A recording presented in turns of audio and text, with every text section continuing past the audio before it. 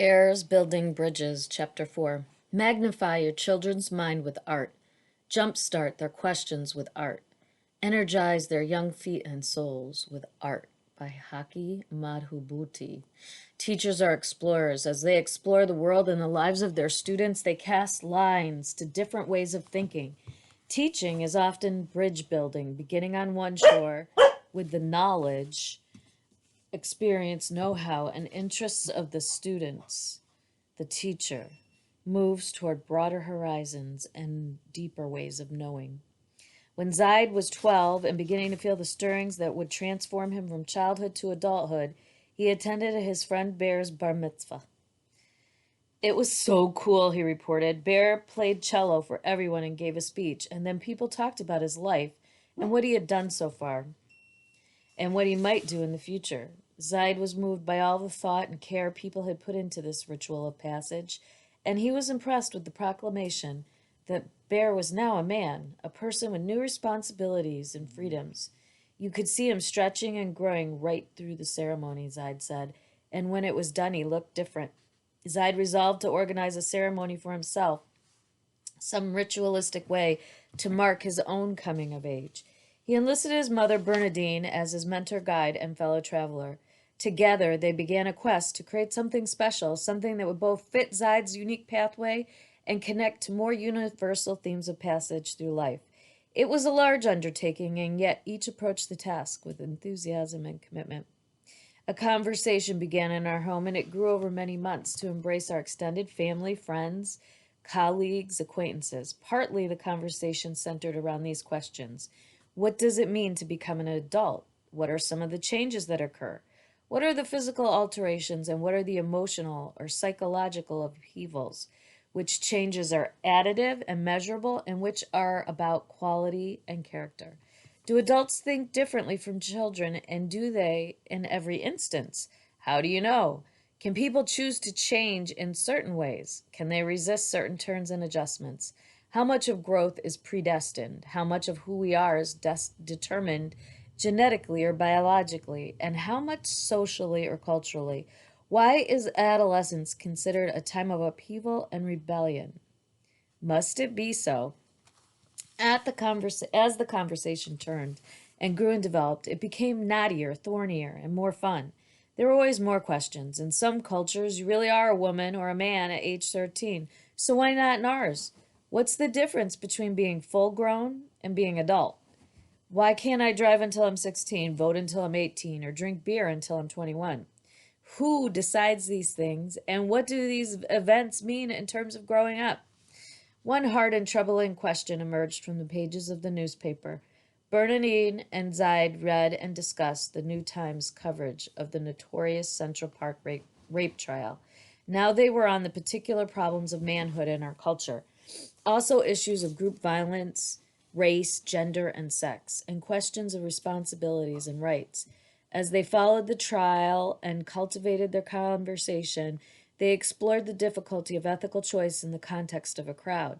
Does a group make you stronger or more anonymous? And why do people act differently in groups than on their own? Why are groups particularly powerful for adolescents, or are they?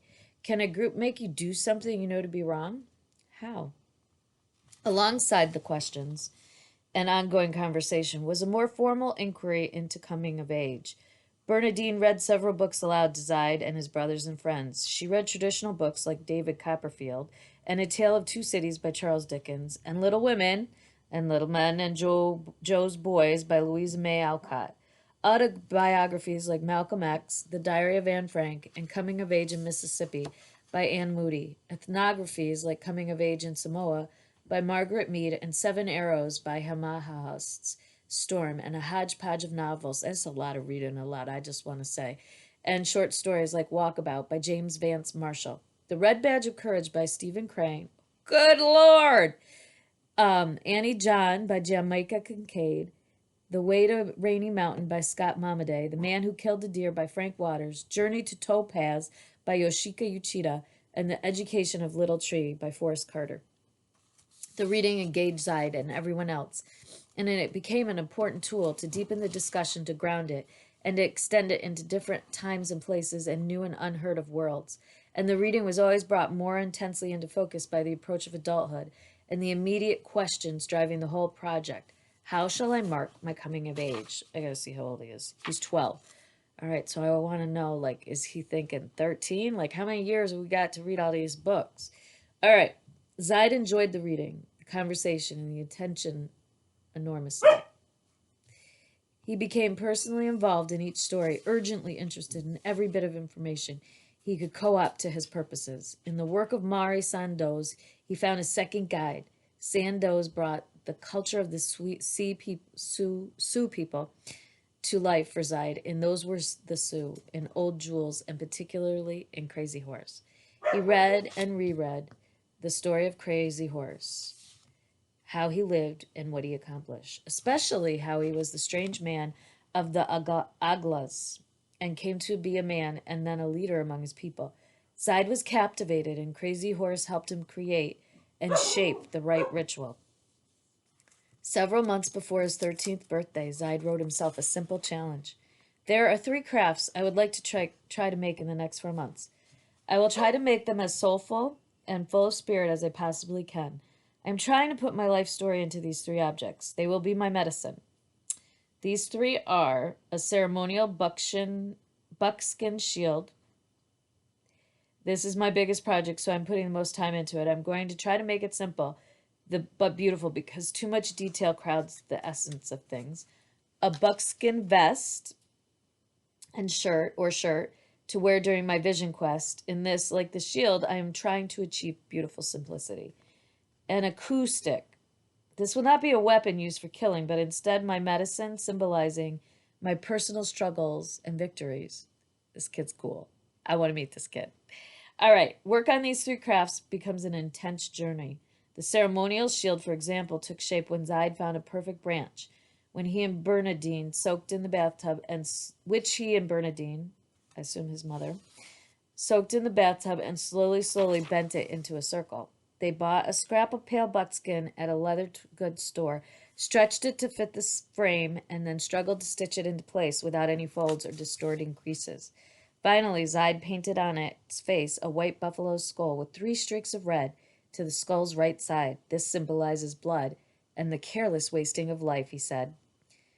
Zaid attached to the frame hawk and turkey feathers he had collected, and he painted the symbols of my life onto the buckskin. These symbols were primitive-looking markings signifying conception, growth, childhood, adulthood, and death, and they appeared on each of his crafts. Zaid also gathered some poems to use in his ceremony, and he wrote 2 poems himself. 1. Do not look backward on the finite shadows of the past. Instead, walk tall and proud into the unlimited expanse of the future. 2. Sacrifice. The string is pulled back as the bow melts into my arm and the target into my eyes. It and I become one. The arrow is loosed, and the wind takes it, caresses it, hands it to the bear. The bear gives me its meat, and I eat it, and because of its death, my life goes on. Finally, he wrote an invocation. And I'm thinking a convocation. I'm thinking I need to look that word up. I kind of know what I think it means. A boy. When a boy becomes a man, he takes on certain responsibilities to himself, his friends and family, and his world as a whole to keep them safe and well. In this time of great change in myself as well as the world, I think of what the ensuing years will bring, the laughter and the tears, the life and love, and I am scared to go on, but this again is part of becoming a man, to face life with all of its qualities and faults, and to eliminate the faults and make life better for all people and animals, and to transcend my own faults and elongate my qualities in the hope that once I am good, once I am gone, my life will have improved others' lives and bettered the world. Zaid decided he didn't want a party of any kind, but wanted instead to wear his shirt and carry his stick and shield, to go to a quiet place alone to fast and seek a vision, just like Crazy Horse had done. We found a stretch of dunes, a beach, and on his birthday he trekked off out of sight while we waited. When he returned in a few hours, he told us his vision, a vision nuanced no doubt by his reading and chosen orientation. Later, he wrote down what he had said.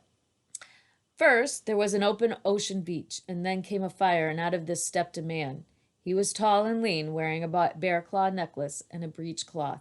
Onto his beach came a buffalo. He was all white except for his horns, which were black. The man took his bow, and shot the buffalo. The arrow would have missed, but the buffalo turned so that it hit him. The man ate the meat and suddenly knew all things that animals know, as well as all things that men know. The man then went back to his people and walked through the streets, and the people saw him, and most of them walked with him because they all wanted to get where he was going. Some people did not walk with him because they were too scared. So they never got there, and there were some people who ran ahead, but they got tired too quickly and did not get there. At last the people got to the beach where the man had killed the buffalo. The man started singing to them, and all the knowledge of the animals flowed out of him like a rainbow into the people, so that they knew all these things. But the man was still sad he had killed the buffalo. So he held up a shining piece of metal, and all the people started singing with him. The rainbow flowed out of them and into the metal, and all of a sudden the buffalo was there. The man was happy, but he had used up too much of himself bringing back the buffalo, so he walked into the sea and lay down on the ocean floor. As the man lay there, he aged very quickly, but it was not a bad kind of aging. Instead of growing weaker, he grew wiser. And as the man was about to die, he saw that his people were about to kill the buffalo and reclaim the knowledge of animals. So with his last dying breath, the man sang again one last time. And again the knowledge poured from his lips and flowed into the people, and they saw that they should not kill the buffalo. Seeing this, the man knew he had fulfilled his purpose, and finally he died. We all hugged and congratulated Zaid. Now he was a man, kind of. He broke his fast with his favorite dinner, carefully selected to reflect his heritage, and we opened presents and read aloud what his grandparents, aunts, uncles, and friends had written and sent him on the occasion of his coming of age. Bernadine wrote, "Golden Arrow." For Zaid, at 13, straight lung and true as an arrow, you lengthen into your manhood. As I had dreamed more person than man, challenging old models by your being, but with a center at home in yourself. With a flood of sun, you arrived in our arms, a golden child engaged, quick to laugh, to question further, wide awake to the world until you drop and sleeping deeply where you land. You too like to make your own meaning, drawing on books and vision, heady and hard-headed at once. Inventive and easy tradition bound. You draw a ceremony from stars and strange ones. I think of you with carousel birthdays, a night of the third grade round table, cabbage wedding at Red Hawk, diving from salmon cliffs, reading at breakfast and bath, glancing back from home plate at Wrigley Field, liking to cuddle. Your glory casts a sprinkle dust glow, making us eager each day to find this age, the best of ages, the bittersweet of losing how you were, honeyed by the mystery of who you are becoming. We cherish your unique Zaid ways. And I wrote, I am dazzled by you, by your natural gifts, your steady growth, your unique perspectives and interpretations, your insights and uncommon wisdom. Now that you are a young man, it is a good time to take stock, to reflect on what you have made of what you have been made, to choose consciously where you will go next. When you were 10, you pointed out an interesting mystery about life. These past 10 years went by quickly, like a flash, you said, but the next 10 seemed to stretch out before me endlessly. Now that you are 13, is it any different? Life does that, tricks you that way, and so it is important to be a thoughtful and caring choice maker. Choosing is the work of life. I'm certain the project you choose will be a large one, for it will have to contain your considerable intelligence, energy, and a goodness over a long period of time. Only a big plan will have room for you in it. Sometimes I like to think about questions in a weird way. Sometimes I ask myself, what are 3 things I must do before I die? And then I figure out how to do them. Or I ask, what epitaph would I want for myself? And so I ask you, what do you need to do before you die? What would you want people to say about your life? What would they say now and what in a few years? What would your family say, your brothers, and what your friends say, Elena and Ty, for example, Bear and BJ and Ephraim? Your teachers say Steve or John or Lisa, or more distant acquaintances like Coretta, Julie, or Herb. Asking questions this way lends a certain urgency to the discussion. It's easy to coast, to be conventionally decent by ignoring society. Much harder to pay attention to life, to stay wide awake, to choose to be moral and just and caring in an indifferent and sometimes hostile and evil world. When we met 13 years ago, it was love at first sight. I thought I would teach you a lot, but right from the start, you taught me. Another one of life's paradoxes, I guess. You taught me about unqualified love. You taught me the art of holding on and letting go. You taught me courage and creativity. What will you teach me next? The effect of this whole process on Zaid and all of us was fascinating. We were creating a positive view of becoming a teenager, a sense that being a teenager was a wonderful, challenging time of life. And this ran in the face of wildly held popular notions. In our culture, of course, adolescence is constructed as problematic as at best. Teenagers are trouble. Pre-adolescents are painfully aware of the conventional view, and they will often worry and wonder aloud and about what's going on and what's going to happen. The enduring theme from popular culture is something like I was a teenage werewolf, and the real life variations are perfectly scripted. The sweet young child who never did anything wrong is suddenly transformed into a snarling beast driven by animal impulses, a mutant without control, out of control hormones. The eruption of hair, especially hair where things had once been smooth and delicate, is the physical signal that the horror is about to begin. The teenager is consumed with a self-loathing that turns to rage, and everyone else had better get out of the way. Teenagers are trouble at best and probably dangerous. The only problem with this solid bit of common sense is that it isn't true. Common sense, of course, can be more dogmatic and insistent than any religion or political ideology, and the popular wisdom on teenagers is a clear case. It's as if we were all professional wrestling fans cheering, booing, and groaning on cue as one of the brutes seems to tear the eyeball from the other's head.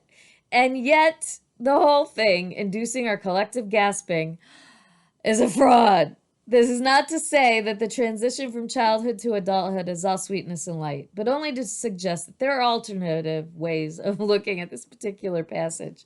And we need not be total victims of everyone else's B movie plot. We can write our own scripts. And I would say, those of you that want to teach high school, you already know this, or you wouldn't be choosing this age group. That's what Zaida and Bernadine did. Their script was affirming, positive, built on strengths. Bernadine was conscious of challenging convention, inventing something new. And so she stayed alive to the range of questions. What are adolescents like? What are their main needs and developmental tasks? What would constitute a successful passage through these years? What kind of experiences will likely help youngsters at this stage of life? She could see in Zaid and his friends a new ability to think seriously about their own thinking and thinking of others, and a new capacity for sustained abstract reasoning. She could see as well intense curiosity and a persistent idealism. These were some of the strengths on which to build a bridge.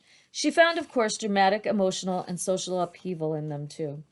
As they struggled to broaden bases of affiliation beyond their families and into a wider circle of friends, and as society and the crowd became the focus of more concern, in the same way as they passed from baby to child 10 years before, these adolescents were opening to a new sense of identity and to a new way of seeing and participating in the world. And just as before, there was turmoil and some sadness, as every yes required a corresponding no. Of course, now they inhabited these huge crashing bodies, but the challenge for the adults in their lives, as before, seemed to be to try to figure out how to hold on to them as young children and how to let go as they became capable of flying free. Zaid pursued his coming-of-age ceremony with single-minded gusto. Since he doesn't invest himself this fully in everything he does, what was it that made this project so special? What attracted and held him? And did it have any value beyond the indulging adolescent self-centeredness? The answer seems obvious to me. He was drawn and committed to this project because it was concentrated on something he cared deeply about. Himself, yes, and the changes he was going through. A bridge he was building, but also an idea he had spawned. The idea was not, of course, original. It had been stimulated by a friend's bar mitzvah, and it was, it turned out, a common ritual. But he initiated his ceremony, he authored the script, and it had his signature on it. Sounds like student-centered teaching to me. His fingerprints all over it. He owned it. Furthermore, as it grew wider, circles of family and friends became co-conspirators in the quest. As more people signed on and the cast grew, The audience for his efforts, though distant in space, grew as well. For all of us, and for children in particular, audience infuses any project with urgency. How will I look? How will I do? Will I trip and fall? Will they think it's wonderful? Audience is a great motivator. The value of this effort seems clear as well. The project focused this child's considerable energy in a productive direction. It brought his preferences into full view and made his intelligence, skills, and interest evident to himself and to others. While with his strengths manifest, some weaknesses were also uncovered, but they were worked on in light of something larger, more important. They were never allowed to obscure the bigger picture. The environment supported his efforts and challenged him to go further. There was both stimulation and nurturance the whole way. There was an intimate involvement between mother and son at the moment of letting go, of leaving childhood behind, and there were feelings of both excitement and sadness. Bernadine was co-author and co-learner, discovering alongside her beautiful and admired student. She didn't know it all, conveying it inert to him. Rather, she walked down the same road and used her greater knowledge and experience to question, point out possible directions, challenge, and guide. Just kind of like a teacher should. She was aware that it was he who was bridging childhood to adulthood. She was conscious of gearing the project up, bringing in reading, writing, math, a lot of reading, and science, as well as psychology, mapping, history, and cultural studies. But she was sensitive to his lead when appropriate. This small project, small, is a microcosm of the values implicit in a hopeful approach to teaching, the importance of love, commitment, and ethical action, the centrality of making the student visible as a whole person, the value of creating a safe and stimulating environment for reflection. It points to the danger and the difficulty inherent in teaching as it is generally constituted. Teaching as a crowd control or teaching as clerking. Yuck! It also moves us towards the next crucial step, the teacher's responsibility for constructing bridges from the known to the not known yet. Outstanding teaching is built on a base of knowledge about students. One obvious way to collect that knowledge is by building some part of the routine around a curriculum of me. Zaid's project is an example of a me curriculum for 12-year-olds. Imagine the energy that would be released if teachers of 12-year-olds announced at the start of the school year that sometime during the year, each student would have the opportunity in class to carry out a coming-of-age ceremony completely of his or her own design. This ceremony might involve special foods eaten in particular ritualistic ways. It might involve specified tasks to be performed for the community. It might involve invocations from elders or family members. In any case, there would be time set aside in class to work on the project and time set aside for each student to perform a ceremony. In the spring, there would be a special assembly for the whole school community, including parents, and each parent would read a poem or passage that embodied his or her thoughts and feelings as each entered adulthood. In one corner of the classroom, there might be a bookshelf devoted to books and articles pertaining to the general theme of rites of passage. The teacher might read a few pieces aloud, a stunning description by Isa Desan of the Zulu requirement that each boy kill a lion and be circumcised in order to become a man. I mean, I think that should happen a little earlier if we're doing that. Alex Haley's rich account of Kunta Kinte's coming-of-age ceremony, or Isaac Bashevis' singer's moving story of a bar mitzvah carried out clandestinely under Nazi occupation. Or the teacher might occasionally invite grandparents, parents, and others in to share their own recollections, a confirmation ceremony, a first communion in Mexico, a coming out ball for the whole town. All through the year, there would be the sense of preparation, of projecting toward one special day, and finally, the public assembly before a large audience. There are endless variations. One sixth grade teacher I know, whose pupils each year graduate to junior high school, asks his students in January to design and construct chairs that they will use during their graduation ceremony. In this school, the graduates sit on the stage and their chairs are prominently displayed to make a statement. The teacher asks them to research and study chair design, as well as to think deeply about what they want their chairs to say. This may involve a cultural or personal statement, a social comment, or whatever. Each year, pictures of chairs from magazines and newspapers begin to fill the walls. Each year, the variety and creativity astonish. a large oak seat with brightly painted coat of arms, a Taino throne, a delicate postmodern tripod made of drain tubing, a rocking chair that works, a school form, a pew. In any me curriculum, there is variation and open endedness. This allows students to face and see one another, and it allows the teacher to behold the student. There is no specified endpoint, simply by issuing the charge. And the structuring the time and the focus, the teacher and students alike are free to experiment, to attend to questions and possibilities, to lose self consciousness in the work at hand. The work itself becomes valuable, and the students are free to participate without concern for who is best or worst. The teacher can find important dimensions of each student through the work, the coming of age ceremony, the chairs, or whatever are points of departure for teachers, places where a child's thinking is accessible. The work allows a teacher to wonder, where can I go next? How can I involve this child in looking at the work? What's up? The point is not to judge it good or bad, but to see it as a marker from somewhere towards somewhere else.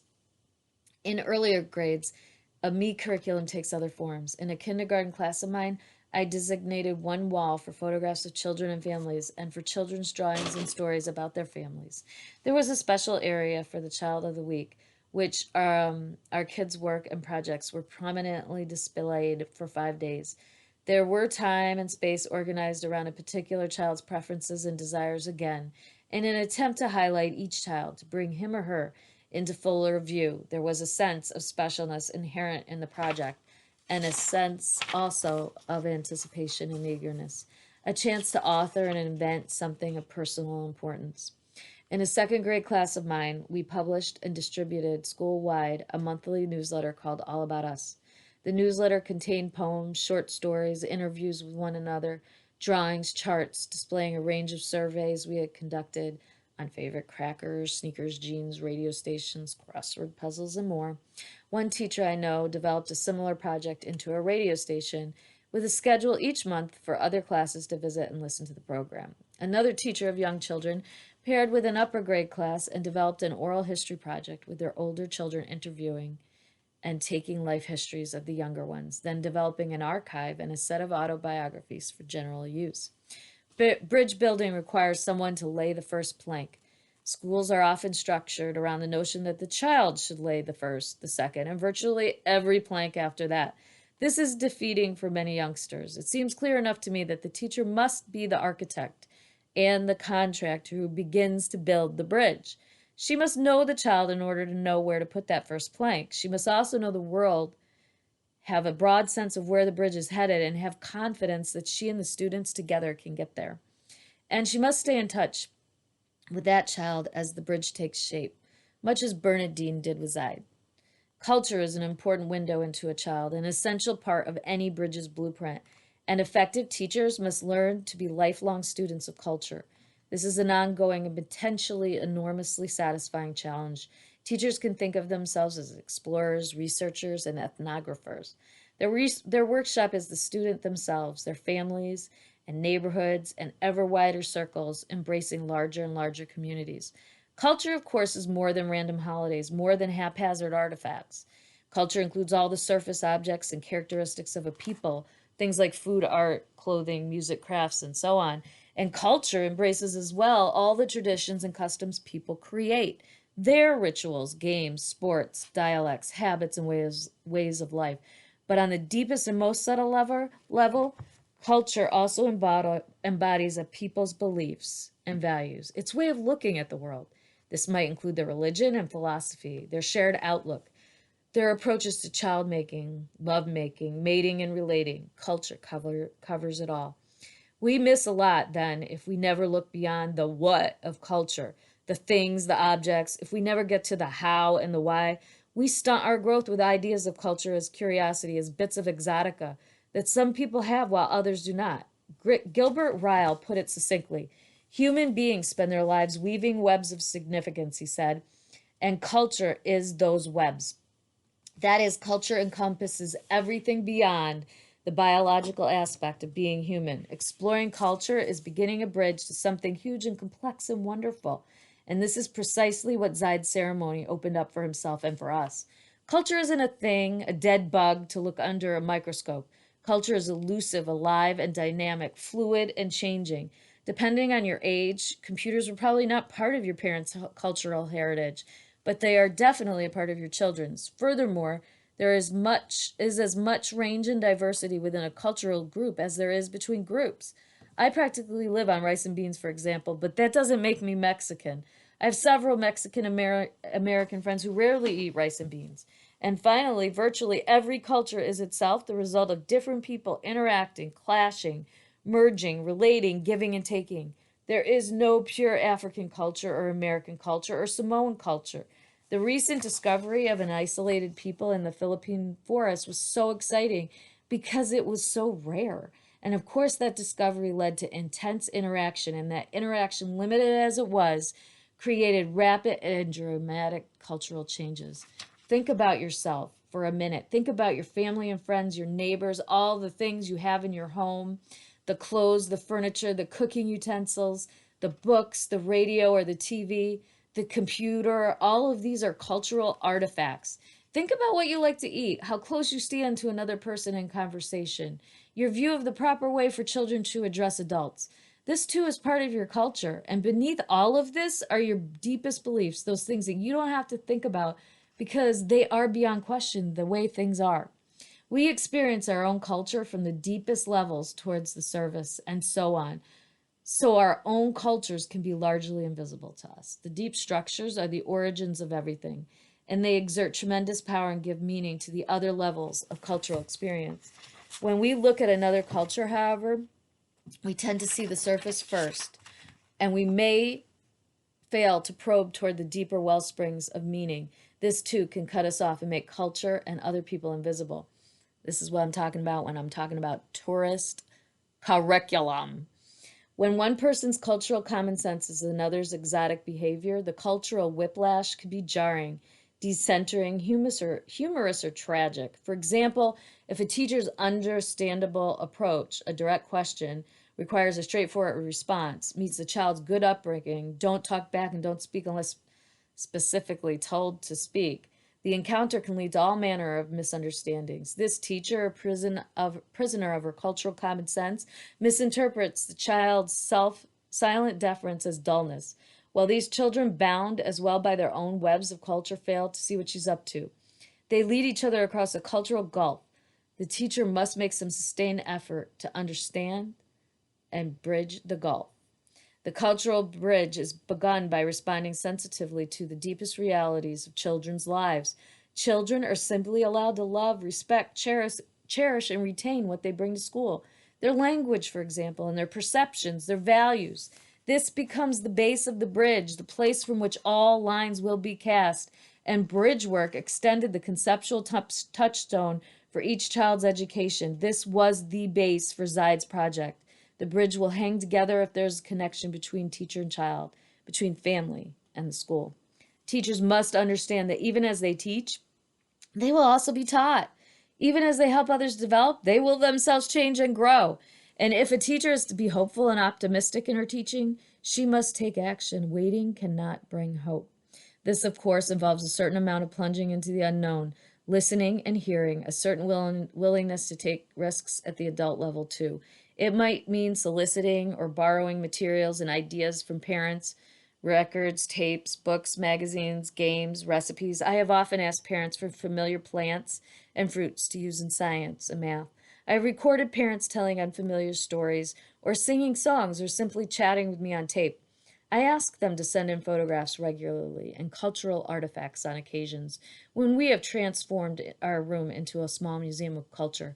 On these occasions, the room fills up with the odd and the familiar. Bibles, a crucifix, a shovel, a mortar and pestle, a set of dominoes. Parents can give teachers important information about child rearing practices. Perhaps some families feel strongly that children should show respect through silence, while others expect children to look adults in the eye and engage in some back and forth. Perhaps some people feel it is essential that women work outside the home and that housework should be shared, while others insist that women's cooking and being there in the home is an expression of cultural coherence. This is important information for teachers. It allows us to transform whatever sense of certainty and cultural superiority we might bring to school into a genuine search for the history and meaning behind specific practices. When I was first teaching kindergarten, a father came to me and said that if his son cursed or misbehaved, I had permission to hit him. I was taken aback, and I thought this father must be a harsh person who either didn't understand how to raise children or didn't care deeply about his son. Over the course of the year, I came to know this father well, and I turned out to be wrong on both counts. He loved his son enormously and felt, based on his own experience, that while certain misbehavior, including cursing and showing disrespect, could be written off as boys will be boys for many children, it would more likely be interpreted as a serious problem when the child involved was an African American male. He argued that given the power relationships and social realities of our time and place, his son's survival depended on conforming to certain rules of behavior. While we never fully agreed on the solution, it helped me to see the problem from within. It was me, not him, who needed to grow in understanding. Teachers can also involve children in a study of the immediate community. There can be trips, interviews, mapping, comparing, following leads, exploring the complexity of a community's life. There can be oral histories taken and lines drawn back to Latin America, Europe, Asia, Africa.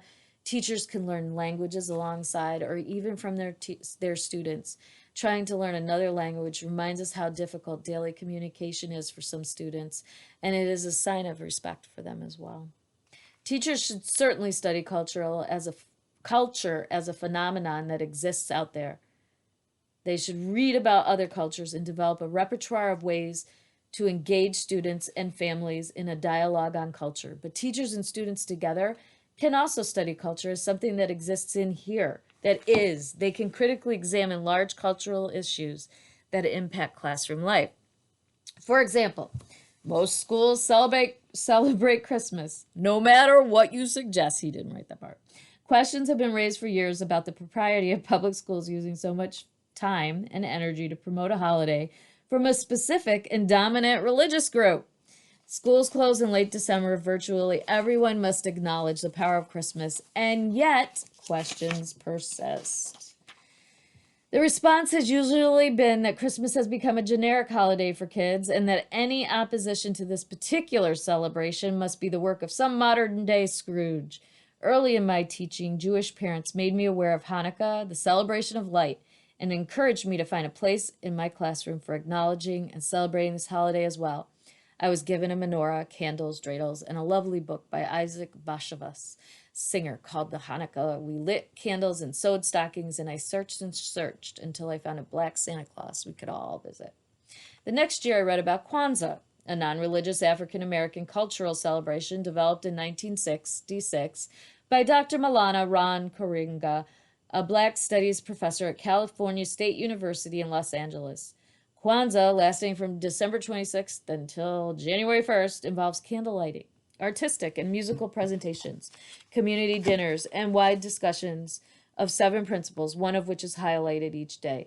Umoja means unity. Kuhaigila means self-determination. Uhima means collective work and responsibility. Ujama, I'm making these pronunciations up, I apologize. Cooperative economics. Nia means purpose, Kumba means creativity, and Imani means faith. Now we celebrated Kwanzaa as well as Christmas and Hanukkah, and we learned to make our own candles, some ivory, others black, red, and green. Alongside the menorah stood a canara, a candle holder symbolic of our roots, our parent people, continental Africans. Soon we discovered a traditional pagan celebration of the winter solstice from England, and then the Three Kings Day, a celebration of the Epiphany from several Latino countries. The fast of Ramadan was a recent addition. Now we're singing a wider range of songs, dancing, reading, studying, exchanging gifts, reciting passages, hiding straw, lighting candles, and studying ourselves and others. We work to avoid the holiday syndrome. I was kind of thinking that's where this was going. The treatment of culture as curiosity, a people's story as token gesture, and we struggled to create a deep and sustained engagement with cultural study. It was a thick stew. It fed each of us, and there was always more to go around. And yet the question remained, aren't all of these add-ons simply inferior Christmases? What is the relative... Whoa, that's not a good thing.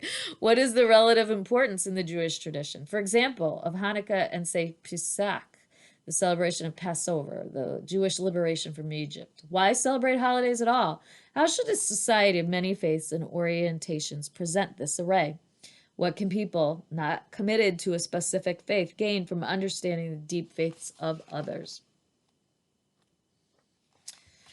Another example of studying culture from close up and in here that is easily available to all is the study of language. This might take the form of surveying languages spoken in your school or neighborhood, or if everyone speaks the same language, exploring slang, graffiti, and the dynamic nature of that language. One class made a list of terms and definitions that were less than 10 years old. Another developed and administered to fellow students a standardized test for Black English. We select the one correct usage. We straight. A, we are leaving, we are acting better. Everything is settled between you and me. 2, he been fixed that car. A, he fixed that car a long time ago. B, he has been fixing that car. C, he is fixing that car. 3, they be hitting on peoples. A, they are hitting people. B, they hit on people all the time. C, they were hitting people. June Jordan describes an astonishing process she observed while teaching a college course called The Art of Black English, in which the class explored the rules and structures of a familiar but officially denigrated linguistic system. This class involved a lot of unlearning, a lot of moving beyond self-consciousness, a lot of creativity, and ultimately a dramatic encounter with life and death and the politics of language. During the semester, the brother of one of the students was killed by the police, and the class struggled with how to respond, how to adequately express their rage, grief, and identity. Whose language should be used? How could they be heard in their fullness? There was growth and change and surprise, the discovery of voice, and the enlargement of self. Jordan points out that English is the non-native currency of convenience. More than 33 countries, from Israel and Uganda to Zimbabwe and Malaysia, further, in 5 countries with a total of 333,746,000,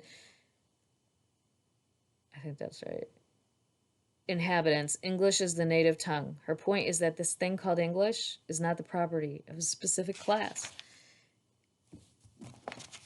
or of a specific class in a specific place, and that concepts of standard English are suspect and strange and tenuous, as she puts it. She notes the standard held by the people in Malaysia, for example, is not the same as the standard in Zimbabwe, and concludes that numerous forms of English now operate inside a natural and uncontrollable continuum of development.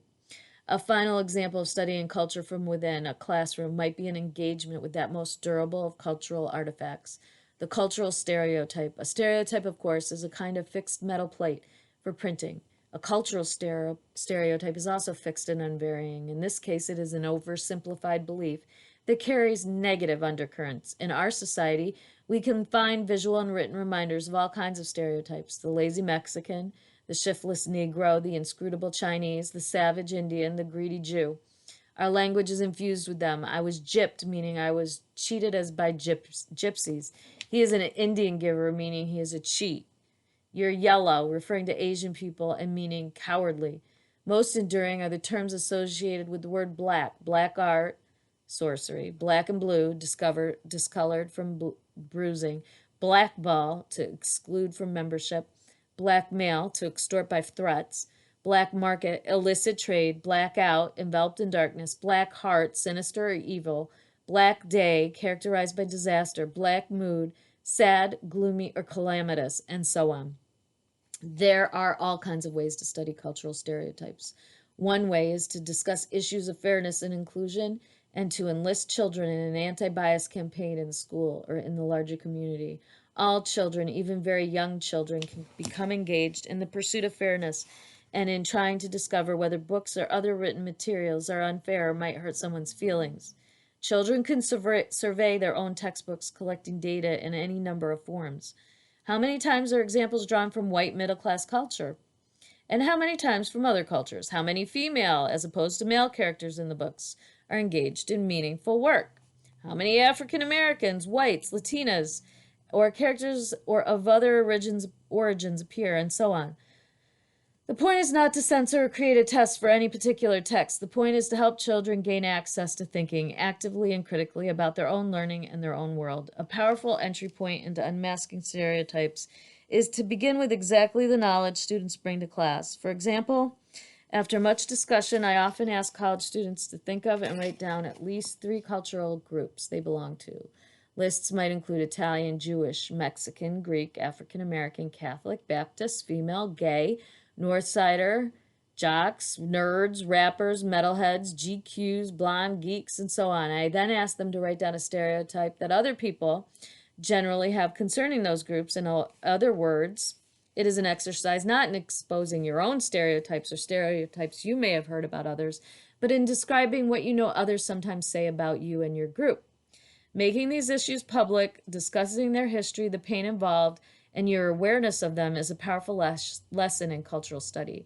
It has often provided luminous moments in my classroom. Studying stereotypes in this way is not meant as an exercise by a teacher into delivering proclamations or conclusions to students. It's not meant as a way to replace an old orthodoxy or with a new one. If she loses that stance, she will likely lose as well the ability to respond adequately to moments of real surprise and discovery for students. Further, in a study of this kind, trust and safety are essential. If students are uncovering evidence, it has one meaning. If they are being told to think about these issues in particular ways, it has a completely different meaning. This context can provide opportunities for learning in depth. For example, when 2 sixth graders got into an argument and knocked each other down, one called the other a Pollock, and he responded with N. We know what that is. Later, one of the kids who had witnessed the fight asked, which is worse, Pollock or the N-word? A discussion followed about the historical weight of words and the relative power, say, of a German slurring both a Jew and an Italian, or an Italian slurring a German and a Palestinian. We talked as well about why African Americans sometimes use the slur among themselves as a term of endearment, how words can be co-opted and their meanings reversed, and how oppression can also be internalized. All the problems were not settled forever, but in this larger context of looking at cultural stereotypes, an unexpected incident became another opportunity for awareness and growth. Bridge building will be enhanced if the teacher structures time each week for a project of interest to students, something like Zide's Coming of Age project. This project might be initiated by the teacher, by students, or through some interaction that incorporates the interests of both. It can come from a hobby, a collection, an interest that students bring, a passion, or a question from the teacher. It can split the difference. It might be a whole group undertaking, or a time for small groups, or a time for individual work. But in order to be effective, it must be structured into the life of the classroom. It must be the part of the rhythm and the routine, as in Friday morning is project time. Projects come from anywhere. One teacher I know in Chicago public school was intrigued by a piece of junk mail she received. Subscribe to such and such magazine and get 10 baby trees free. She discussed the proposition with her class, who became ignited by the prospect, and soon the tree project was in high gear. By the time the little trees arrived, the class had figured out where to plant them, had researched tree biology, had discussed plans with the principal and with the parks department, and more. Soon there were tree collages and paintings, planting ceremonies, a poem by Joyce Carey, original poems, the film, The Tree of the Wooden Clogs, which I have not seen, and more. Remember Jose, the skateboarder, and the months spent trying to uncover an interest or a spark in this particularly challenging child? Seeing him outside of school, dazzling some neighborhood kids with his athleticism on a skateboard led to a subscription to Thrasher magazine, to a board design contest in class, and to a skateboarder repair shop with Jose as a chief mechanic. Soon he was writing letters to the editor and researching the link among skateboards, roller skates, surfing, and skiing. I no longer believe the old saying that you can learn something from anything. I now think, given the intense relationships and connections that exist anywhere, you can learn everything from anything. The challenge is to take it deeper, to pursue it further, to speak, to search more carefully and more thoughtfully. Knowledge of the world presents itself whole. Teachers need to find ways to follow along wherever it leads. Lisa Delpit, who, by the way, I really like, argues that the old debate in education, the debate between a skill and a process approach, is really a sterile and false debate. Good teachers, she believes, incorporate incorporate all kinds of instructional strategies and are vigilant for what works. Delpit thinks that underneath the skills versus process debate is discomfort and difficulty in recognizing or acknowledging the culture of power. The culture of power, she says, means the issues of power with specific rules for participation are enacted in classrooms, and that those issues reflect power relationships in the larger society. For example, the culture of power requires a certain amount of assertiveness and a certain amount of deference. Knowing when to do what can be the kind of subtle knowledge teachers enact but fail to really understand or alert youngsters to. Similarly, the culture of power requires a certain amount of language for certain situations. Teaching kids explicitly when they must use standard English and why can be a germinal type of lesson for African American children. In other words, if you are not already a participant in the culture of power, being told explicitly the roles of that culture makes acquiring power easier. And those with power are frequently least aware of, or at least willing to acknowledge its existence. Those with less power are often most aware of its existence. Delpit believes that children need to be taught the codes and rules for full participation, and that teaching can only happen if teachers authentically seek out and consult parents and other adults who share the cultures of the children. She argues for communicating across cultures, a bridge building activity that requires teachers to look, to listen, to open themselves to new ways of seeing and being. We do not really see through our eyes or hear through our ears, but through our beliefs, Delpit says. To put our beliefs on hold is to cease to exist as ourselves for a moment. And that's not easy. It's painful as well because it means turning yourself inside out, giving up your sense of who you are, and being willing to see yourself in the unflattering light of another's angry gaze. It's not easy, but it's the only way to learn what it might feel like to be someone else. And that is the only way to start the dialogue. Delpit reminds us that each person is the expert on his or her own life, that the people with the problems are also likely to be the people with the solutions. She points us toward solidarity with the students we teach and their families, and away from smug superiority